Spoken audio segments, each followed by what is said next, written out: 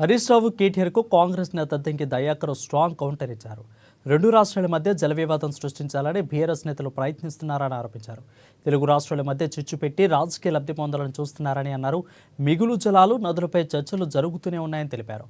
BRS హయాంలో పోతిరెడ్డిపాటుతో పాటు రాయలసీమ ప్రాజెక్టులు చేపడితే సైలెంట్గా ఉన్నారని గుర్తు చేశారు. సీఎం రేవంత్ రెడ్డి చర్చించి నిర్ణయం తీసుకుంటున్నారని అన్నారు. ఇకనైనా బీఆర్ఎస్ నేతలు అసత్యాలు మానుకోవాలని సూచించారు. ఇదిలా ఉండగా అంతకంటే ముందు కేటీఆర్, హరీష్ రావులు మాట్లాడుతూ గోదావరి జలాల విషయంలో తెలంగాణకు తీవ్ర అన్యాయం జరుగుతుందని ఆరోపించారు.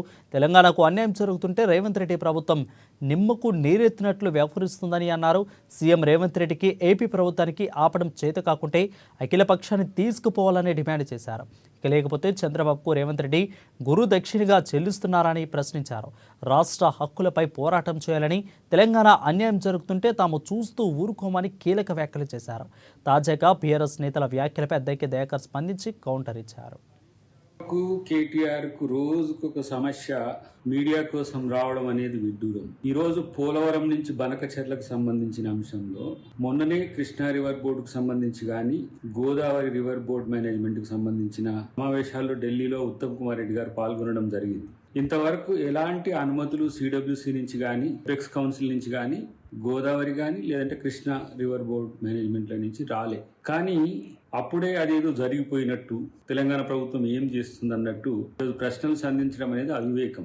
మీ కాలంలో మాదిరిగా ఏ విధంగా పోతిరెడ్డిపాడు హెడ్ రెగ్యులేటరీ పనులు జరుగుతుంటే కూల్గా ఉండి ఆ రోజు ప్రశ్నించలేకపోయినరో అలా ఇప్పుడు కాంగ్రెస్ ప్రభుత్వం లేదు. లేదంటే రాయలసీమ ఎత్తిపోతల పథకంకు అనుమతులు లేకున్నా ఆ ప్రాజెక్టు మొదలు పెట్టినప్పుడు కూల్గా ఉన్నట్టుగా కాంగ్రెస్ ప్రభుత్వం లేదు. ప్రతి అంశంలో ఈరోజు కూలంకుషంగా అటు ముఖ్యమంత్రి గారు, ఇటు నీటిపారుదల శాఖ మంత్రి ఉత్తమ్ కుమార్ రెడ్డి గారు చాలా స్పష్టమైన విధానంతో ముందుకెళ్తున్న మాట వాస్తవం.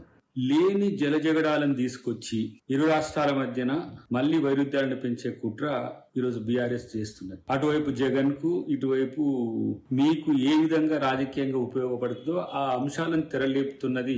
మరి మీరా నేరుగా మీ సారా తెలియదు కానీ ఇలాంటి పనికి మానుకుంటే మంచిది.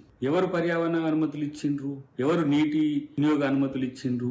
ఇప్పటికీ మిగులు జలాల మీద చర్చ జరుగుతూనే ఉంది. ఉభయ నదుల యొక్క సమస్యల మీద నిరంతరం సమావేశాలు జరుగుతూనే ఉన్నాయి. మీ అజ్ఞానం వల్ల జరిగిన కొన్ని సంఘటనలను ఇప్పటికీ వాటిని ఏ విధంగా పరిష్కరించాలనే దాని దగ్గర తెలంగాణ ప్రభుత్వం మల్లగుల్లాలు పడుతున్న పరిస్థితి ఉన్నది. ఇది తగుదునమ్మా అని చెప్పి 1 year లో కానీ అప్పుడే బనకచెర్ల ఏదో డైవర్షన్ స్కీమ్ అయిపోయింది, గోదావరి నుంచి కృష్ణా కానీ, లేదంటే తుంగభద్రకు సంబంధించి కర్ణాటక, ఏపీ వాడుకుంటున్నాయని ఇలాంటి పనికి మాలిన స్టేట్మెంట్స్ ఇవ్వడం బంద్ చేసుకోండి. వరంగల్